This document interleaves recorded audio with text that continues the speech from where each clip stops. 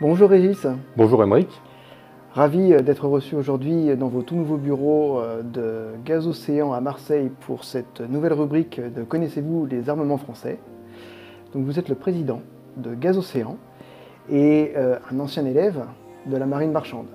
Alors expliquez-nous un petit peu votre parcours et pouvez-vous nous décrire Gaz Océan aujourd'hui? Eh bien, effectivement, je suis président de Gaz Océan depuis un peu plus d'1 an maintenant.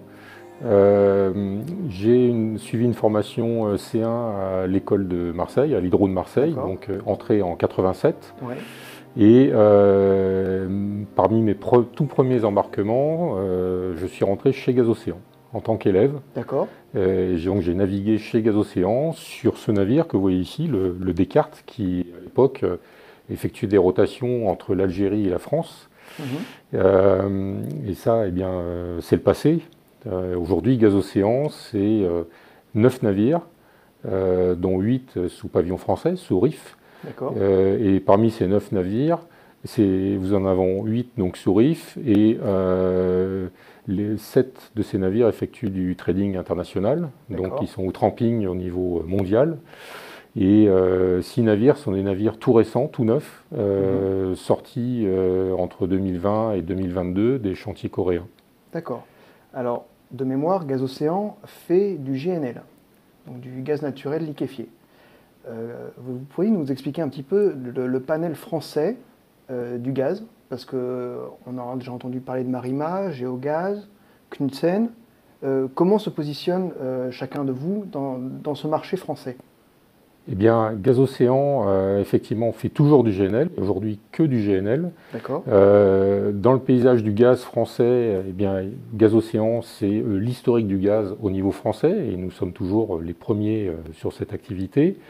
Nous sommes associés avec notre actionnaire Géogaz, qui est à l'historique, à l'origine de Gaz Océan. Et Géogaz possède et arme une flotte de LPG. Oui. Donc des petits et des gros navires, sous pavillon étranger et français. D'accord. Donc en fait, des entreprises quelque part complémentaires avec des intérêts assez communs. Tout à fait, des intérêts communs et même complémentaires, puisque certains officiers de Marima peuvent être amenés à venir chez nous et inversement. Nous avons un partenariat. Il y a une porosité entre les entreprises. Tout à fait, tout à fait. Et vous parliez de Knudsen. Donc Knudsen est un nouveau venu dans le paysage français. D'accord. Alors justement, vous nous parliez également des bateaux que vous venez de recevoir, fabriqués en Corée. Donc on est sur quel type de bateau? C'est du transport à pression atmosphérique. Tout à donc fait. du coup, on est sur du liquéfié. On est sur du transport de gaz naturel liquéfié. Donc le produit est transporté à moins 162 degrés.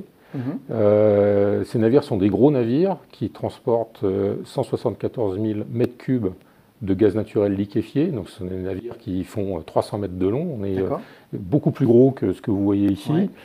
Avec à bord, on n'est plus au temps des chaudières, on a à bord des moteurs de propulsion dernier cri qui peuvent fonctionner aussi bien au fioul qu'au gaz, qu'avec les deux types de carburant. Parce que historiquement, ces bateaux-là fonctionnaient grâce à l'évaporation de la cargaison. Tout à fait. Qui alimentait des chaudières et qui alimentait des turbines à vapeur. Voilà. Et aujourd'hui, on est sur des systèmes beaucoup plus efficients, dans la mesure où on peut choisir le type de carburant qu'on va utiliser dans les moteurs.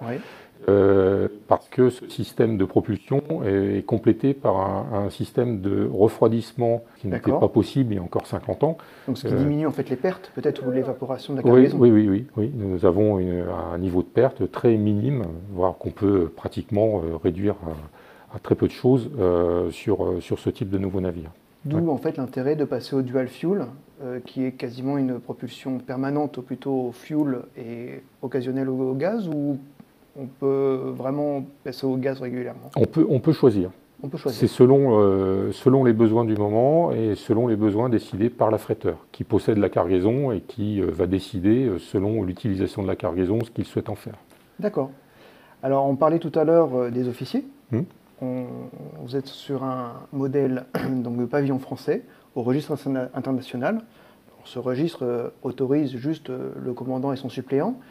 On est à ce niveau-là chez vous, ou vous avez un peu plus que le minimum? Chez Gazocéan, de manière historique, et nous continuons aujourd'hui, le choix délibéré a été de maintenir et développer un pool d'officiers compétents français. D'accord. Et c'est ce que nous avons souhaité faire avec nos actionnaires. Nous avons développé le pool d'officiers français. Ces 2 dernières années, il faut savoir que Gazocéan est passé d'un pool de 60 à une centaine d'officiers français par recrutement externe et par la formation et la promotion interne. D'accord. Donc vous embauchez à tous les niveaux, mais majoritairement même au niveau lieutenant ou officier mécanicien. Tout à fait. Dès la sortie de l'école. Tout à fait. À la sortie de l'école, notre volonté, c'est de former les personnels officiers depuis leur sortie de l'école. Il faut savoir que nous prenons des élèves en contrat pro et des élèves stagiaires en nombre conséquent. Rien que pour 2022, c'est une 50aine d'élèves stagiaires. Ce qui est important, vu que la flotte est quand même assez restreinte. Et nous avons eu, pareil en 2022, 24 recrutements et une dizaine de promotions. Et un plan similaire est prévu pour l'année 2023, avec même une augmentation du nombre d'élèves à bord de nos navires. D'accord. Il y a une réelle volonté de développer cette flotte et de former le personnel. Donc de le former et de le fidéliser? De former, de le fidéliser à travers des mesures qui sont fortes. Par exemple, nous avons en place le système des 2 mois pour les rotations, c'est-à-dire 2 mois à bord, 2 mois en congé, que nous essayons au maximum d'appliquer. Les équipes ici à Marseille travaillent beaucoup pour maintenir cet engagement de la compagnie. Nous voulons maintenir cet engagement et nous sommes à l'écoute de nos personnels et nous souhaitons vraiment les maintenir chez nous. Et un autre point qui est important chez Gazocéan, c'est l'accompagnement des nouvelles personnes qui nous rejoignent, où il y a un réel engagement de nos officiers et du personnel à terre pour suivre et accompagner ces personnes et les former.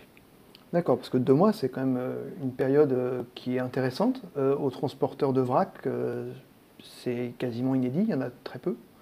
Vous arrivez vraiment à garantir ces 2 mois-là? Dans la majeure partie des cas, oui, et nous avons mis en place chez nous des mesures incitatives à travers une pénalité pour l'armement. Si nous n'arrivons pas à tenir les délais, alors on n'est pas à 2 mois pile, mais des mesures ont été validées de façon à ce que les efforts soient faits au maximum pour assurer cette rotation. Et quels que soient les ports, parce que vous ne faites pas forcément des lignes régulières comme au ferry ou comme sur certaines lignes à la croisière, par exemple? Non, absolument.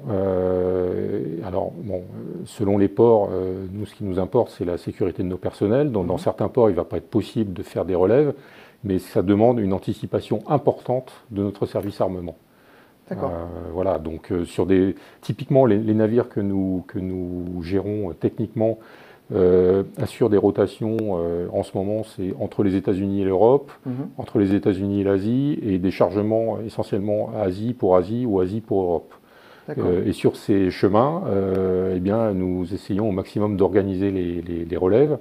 Alors ça passe par une anticipation forte au niveau de nos plannings, mais également une relation étroite avec nos clients, et avec notamment la partie armatoriale qui est représentée par une société avec qui nous travaillons étroitement, qui s'appelle France LNG Shipping, qui assure la relation commerciale avec nos affréteurs. Donc nous sommes en relation permanente avec cette entité de façon à suivre les mouvements des navires et organiser au mieux les opérations et les relèves du personnel. D'accord, donc vraiment des temps qui sont relativement bien gérés. Oui. Vous nous parliez justement de votre flotte, qui est jeune et qui reste encore en expansion. Il y a encore 2 bateaux qui vont arriver. Vos besoins actuels découlent en fait de cette nouvelle flotte ou vous avez peut-être également des départs à la retraite? Quel est le... Alors les besoins sont effectivement, comme vous l'avez indiqué, ils sont conduits par la flotte qui s'est développée. Ça c'est un fait et qui va encore se développer puisque nous avons 2 nouveaux navires qui doivent arriver en 2025, le même type que les navires que nous opérons aujourd'hui, avec un des deux affréteurs qui a décidé de nous faire confiance et de nous confier 2 navires supplémentaires. C'est un bon signe de confiance et d'espoir dans le développement de la société. Okay. Mais pour ce qui concerne le développement du pool de personnel, du recrutement et des promotions, c'est également conduit par une certaine évaporation naturelle. Nous avons quelques départs en retraite, des officiers et pas seulement chez Gazocéan. Alors justement, on parle d'évaporation naturelle. Généralement, elle arrive à un certain moment dans la vie de l'officier qui a peut-être envie d'autre chose. Est-ce que vous lui permettez également peut-être de faire des constructions neuves, de venir dans les bureaux ou d'élargir un petit peu son champ via des postataires ? Alors, il existe des possibilités, effectivement. Gazocéan, nous parlons depuis le début de l'armement des navires, mais Gazocéan, c'est également une entité, un département chez Gazocéan qui s'appelle Business Development Consulting and Training. Et ce département a pour charge de développer l'activité de Gazocéan sur certains domaines qui ne sont pas forcément la gestion de navires, mais sur des projets. Il faut savoir que Gazocéan est impliqué dans une dizaine de projets chaque année. Ça peut être de la conversion, ça peut être de la construction neuve, de l'assistance à projet pour des grands noms du oil and gas ou pour d'autres armateurs. Et également, nous assurons de la formation au niveau de nos compétences, puisque la formation est assurée par nos officiers. Et nous sommes partenaires de l'ENSEM pour la formation gaz, puisque nous sommes les seuls à pourvoir la formation gaz en France, que ce soit pour les officiers Gazocéan comme pour nos collègues concurrents. Oui, ce que vous m'expliquez tout à l'heure, c'est que vous avez même lié des partenariats en fait, avec les différents armateurs qui auraient besoin de cette compétence gaz pour venir leur proposer vos services, pour leur expliquer comment ça marche et venir faire des doublures en fait sur vos équipements. Tout à fait. Et donc, il existe des possibilités dans ce domaine, mais il existe également des possibilités au siège, chez nous. À titre d'exemple, nous avons aujourd'hui un second mécanicien qui est détaché à terre pour assurer les fonctions de vessel manager, donc qui gère complètement son navire et les relations avec les parties prenantes. Donc il existe des possibilités qui arrivent régulièrement et qui sont offertes en priorité au personnel embarqué chez Gazocéan. D'accord.